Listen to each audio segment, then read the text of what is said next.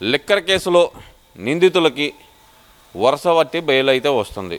మిథున్ రెడ్డి బయటికి రాగానే భారీ ఎత్తున ర్యాలీ జరిగింది. అసలు ఎలా చూడాలంటారు దీన్నంతా?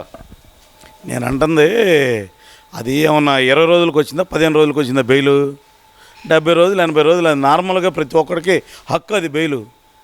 దాన్ని ఏదో మిథున్ రెడ్డో లేకపోతే వైసీపీ వాళ్ళు మేము అంతా ఎంత తోపులు అని చెప్పుకుంటే కుదరదు. అది కామన్గా జరిగే విషయమే. 70 రోజుల నుంచి 80 రోజుల్లో బెయిల్ రావటం అనేది అది నువ్వు నేను ఆపితే ఆగేది కాదు. ఇది స్వేచ్ఛా వాతావరణంలో ప్రజాస్వామ్యంలో ఎవరికైనా హక్కు ఉంటుంది. దాని గురించి వైసీపీ వాళ్ళు ఇదన్నీ చెప్పుకోవడానికి పెద్ద ఇది అవ్వాల్సిన పనేం లేదు. ఇది ప్రీ ఫ్యాబ్రికేటెడ్ కేసు కాబట్టి ప్రీ ఫ్యాబ్రికేటెడ్ కేసా ఇంకో కేసా అనేది వెయిట్ చేస్తే తెలిసిద్ది. తొందరపడబాకండి. ఎందుకంటే అది ఏ కేసు అనేది నువ్వు నేను చెప్పవసరలా. ఢిల్లీ దానికంటే నేను చెప్పింది కాదు. ఇది తెలంగాణలో ఒక వ్యక్తే చెప్పిన మాట. ఇది అవునా కదా? చెప్పాడు కదా. నువ్వు ఈ గవర్నమెంట్ చెప్పిన ఈ గవర్నమెంట్లో నాయకులు చెప్పిన వాళ్ళు కాదుగా. మరి ఆ గవర్నమెంట్లో నాయకులే చెప్పారుగా. తొందరపడబాకండి. ఇదంతా ఢిల్లీ లెవెల్లో తొందరగా ఇది అవ్వాల్సిన పనేం లేదు. ఢిల్లీ కంటే పెద్ద కేసు. ఢిల్లీ కంటే పెద్ద కేసు అంటున్నారు. మరి ఇక్కడ నిందితులు ఏమో బయట ప్రశాంతంగా తిరుగుతున్నారు. మరి వాళ్ళు సాక్షులు తిరగటానికి ఏమొచ్చలే కానీ అందుకనేగా సిట్టుకేసింది. సిట్టుకి ఎందుకు వేసారు? ఇక్కడ నుంచి పెరిగిందనేగా వేసింది. అంతేనా కదా? ఇప్పటి వరకు డబ్బులు ఎవరి ద్వారా అయితే మనీ సరఫరా జరిగిందో వాళ్ళకే ఇచ్చారు కానీ వాళ్ళనే అరెస్ట్ చేశారు. కానీ అసలు డబ్బులు తీసుకున్న వాళ్ళని అరెస్ట్ చేయలేకపోయింది. ఇది సిట్టు. ఇదంతా ఏమీ లేదు, మొత్తం ఫేకు ప్రాపగాండ కోసమే ఇదంతా పోకులాడుతుంది కూటమి ప్రభుత్వం.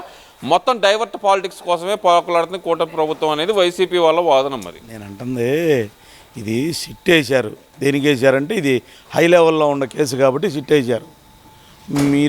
మీరు ఇది చిన్న కేసు ఇది స్మాల్ కేసు అనాల్సినంత ఇదేమి నెసెసిటీ ఏమి లేదు. ఇది కేసు చాలా పెద్ద కేసు, గుర్తుపెట్టుకోండి. మీరు తొందరపడబాకండి. ఏది చాలా ఢిల్లీ కంటే మద్యం కేసులో చాలా పెద్ద కేసు ఇది. వెయిట్ చేస్తే తొందరపడితే ఏది టైం కాదు కదా, పొద్దుకోకదు కదా. దాని టైం వచ్చినప్పుడే పొద్దుకోకిద్ది. సరే, ఇదంతా ఒక ఎత్తు అయితే కానీ జగన్మోహన్ రెడ్డి యూరోప్ పర్యటన ఎలా చూడాలంటారు దీన్ని? అసలు తప్పే ఉంది. యూరోప్ పర్యటన కూతురు దగ్గరికి వెళ్తున్నాడు. 100% వస్తాడు. వచ్చిన కాడి నుంచి చెప్పాల్సిందే. వచ్చిన కాడి నుంచి రమ్మన్నారు కదా కోర్టుకి. 12 సంవత్సరాల తర్వాత మొదటిసారి రమ్మన్నారు.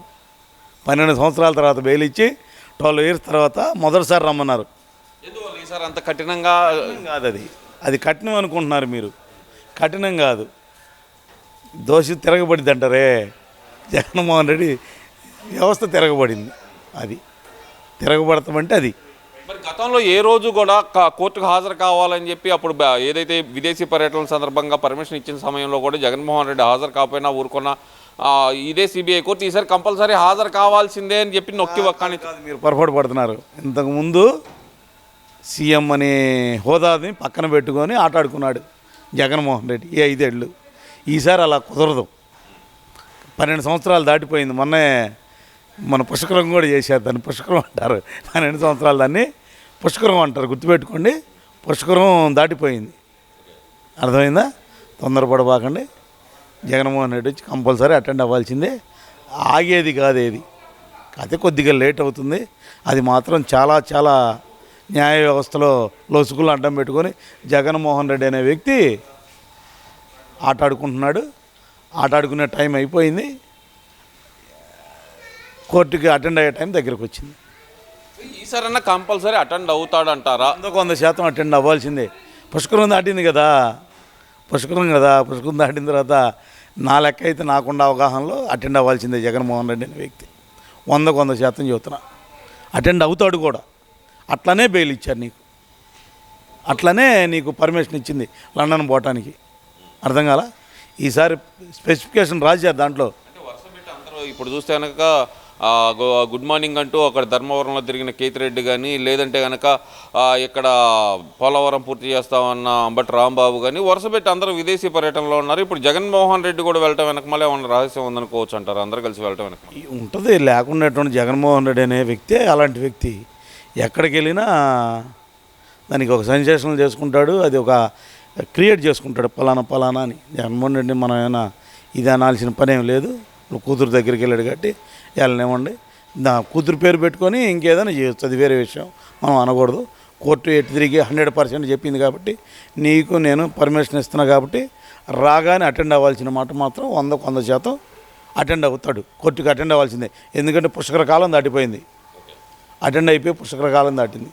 పుష్కరం అంటే ఏంది? 12 సంవత్సరాలు. 12 సంవత్సరాలు దాటిపోయింది కాబట్టి కంపల్సరీ అటెండ్ అవ్వాల్సిందే.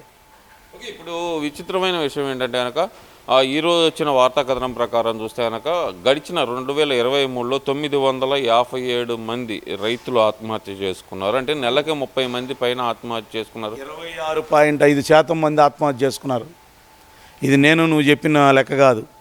మరి వీళ్ళేంటి ఇప్పుడు ఈ కూటమి ప్రభుత్వం రైతులకు న్యాయం చేస్తుందని మాట్లాడతా, మరి దీన్ని ఎలా చూడాలంటారు? అన్యాయం చేస్తుంది జగన్మోహన్ రెడ్డి అనే వ్యక్తి అలా మాట్లాడటం అనేది మనం ఏమన్నా కొత్తగా చెప్పేది కాదు. ఇవాళ ప్రకటించారు కదా 26.5. మనం 2023 సంవత్సరానికి 2014 నుంచి 19కి, 19 నుంచి 23, 24కి లెక్కేస్తే జగన్మోహన్ రెడ్డి హయాంలో 25.6% ఆత్మహత్యలు జరిగినాయని నువ్వు చెప్పింది కాదు, కేంద్ర గవర్నమెంట్ ఎన్సీఆర్టీ దాంట్లో చెప్పారు. ఎందువల్ల అంటారు? ఇప్పుడు మరి రైతులకు అన్యాయం జరుగుతుందంటే మరి వీళ్ళు పెడుతున్న గగ్గోలను అసలు ఎలా చూడాలంటారు? గగ్గోలు ఏముందిలే, జగన్మోహన్ రెడ్డి అనే వ్యక్తి మామూలుడు కాదు. అతను ఏమన్నా కొత్తగా ఇతనేమన్నా ఇప్పుడు వ్యక్తి వ్యవస్థ బాగుంటేనే కదా. జగన్మోహన్ రెడ్డి దగ్గర వ్యక్తి బాగలేదు, వ్యవస్థ బాగలేదు కాబట్టి ఈ మరణాలు. మేమైతే 100% చెబుతున్నాం, మా దాంట్లో మరణాలు అనేది మా కూటమి ప్రభుత్వంలో 100% జరగవనే చెబుతున్నాం. 1/6 అనేది ఇప్పుడు 3వ స్టేజ్లో ఉంది. 3వ స్టేజ్లో ప్రకటించారు, ఈరోజే ప్రకటించింది పేపర్లో 3వ స్టేజ్ అనేది. ఎందువల్ల అంటారు? ఇక్కడ చూస్తే కనుక మరి గత కొన్ని రోజులుగా అనిశ్చితి వాతావరణం, ఎలాగంటే కనుక 2 వర్గాల మధ్య గొడవ పెట్టే విధంగా జరుగుతున్న కొన్ని పరిస్థితులు. బాలకృష్ణ గారి వ్యాఖ్యలతో అసలు ఎలా చూడాలంటారు దీన్ని? బాలకృష్ణ గారు ఏం చెప్పారు? ఆ రోజు మీరందరూ బెదిరిస్తే ఏం రాలేదని చెప్పారు, అంతేగాని ఆయన ఏం ఒక వ్యక్తిని కించపరచలా. అందుకనే కదా నేను ఎయిర్పోర్ట్లో చిరంజీవి గారు ఏమన్నారు, నవ్వి వెళ్ళారు. అర్థమైందా? మరి దాని అర్థం ఏంటి? నిన్న వాళ్ళందరూ అసోసియేషన్లో కేసు పెడదామనుకొని జూబ్లీ హిల్స్ పిఎస్కు పోదాం అనుకుంటే బ్రదర్స్ మీరు వెళ్ళిపోండి అని చెప్పాడు. చిరంజీవి అసోసియేషన్ ఫ్యాన్స్, స్టేట్ కాదు. మరి వాళ్ళే అంత కామ్గా ఉంటే మరి వైసీపీ నాయకులు రెచ్చగొట్టే వ్యాఖ్యలు చేయడం ఎలా చూడాలంటారు? మరి రెచ్చగొట్టే వ్యాఖ్యలు చేయడానికే కదా వైసీపీ ప్రభుత్వం ఉంది.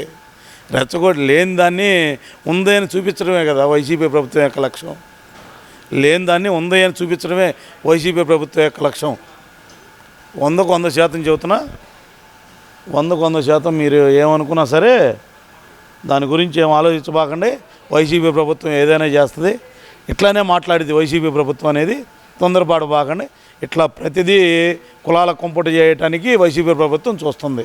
దీన్ని బట్టి మనం అర్థం చేసుకోవాలని వైసీపీ ప్రభుత్వం యొక్క నాటకాలను తిప్పికొట్టడమే కూటమి యొక్క నాయకుల యొక్క లక్ష్యంగా నేను అనుకుంటున్నాను. ఇప్పుడు చిన్నదానికి పెద్దదానికి ప్రతిదీ మాట్లాడితే ఇట్లానే ఉంటుంది. చిరంజీవి ఏం చెప్పాడు? కాముగా ఉండమని చెప్పాడు. 100% చెప్పారు, చెప్పలేదా? ఎయిర్పోర్ట్లో దిగాలని అడిగాడు. ఎవరు? ఇదే ప్రెస్ మీడియా. ఎవరు మీడియా? సాక్షి మీడియా. సాక్షి మీడియాని అడిగింది. దరిద్రం కాదు, వాళ్ళకి కావాలని కులాల కుంపటి చేయాలని చూస్తున్నారు ఆంధ్రప్రదేశ్ని. అలా కానియకుండా పవన్ కళ్యాణ్ అనే వ్యక్తి ఆదుకుంటున్నాడు. గుర్తుపెట్టుకోండి. మీరు కూటమి ప్రభుత్వంలో పవన్ కళ్యాణ్ 15 సంవత్సరాలు ఉండటానికి 100% రాసుకొని వచ్చారు. మీరు ఏ విధమైన ఇట్లాంటి పిచ్చి చేష్టలు చేసినా కుదరదు. గుర్తుపెట్టుకోండి వైసీపీ నాయకులకి.